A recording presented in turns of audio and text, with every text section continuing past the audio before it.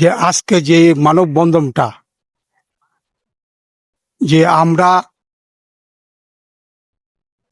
এই উসুর সাথে প্রথম থেকে আমরা জড়িত, যে আজকে যে অ্যাটক কমিটি যাকে বানায় দিয়েছে তার বিষয় আপনারা জানেন যে এই আজকে তার বিষয় যে জিল্লা হাসান দিলু, সে একজন নারী কেলেঙ্কারি, সে এই উসু ফেডারেশন থাকতে পারে না। আমরা এমন একটা সচ্ছল একটা ক্রীড়ামন্ত্রী পেয়েছি, প্রতিমন্ত্রী।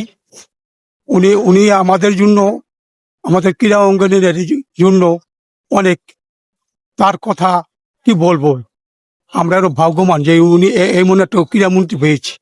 আমরা চাই এই আপনাদের মাধ্যমে অবসরে যে জিল্লা হাসান দিলু আছে, উনি অবশ্যই তাকে প্রথম করে আমাদের এই উঁচু কমিটিতে সুন্দরভাবে পরিচালনা করার জন্য আমাদের সবাই ভালো হয়েছে সরকার কাছে দাবি জানাইছি।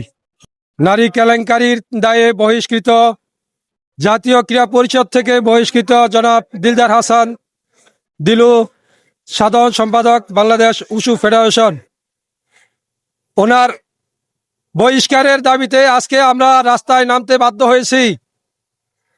ওনার কেলেঙ্কারির দায়ে বহিষ্কৃত হয়ে পারিবারিক এবং ইসের থেকে আমরা স্বজন প্রীতি থেকে আজকে রাস্তায় নামতে বাধ্য হয়েছি। বাংলাদেশ উশু ফেডারেশন অবিলম্বে দিলদার হাসান দিলুর অপসারণ চাই।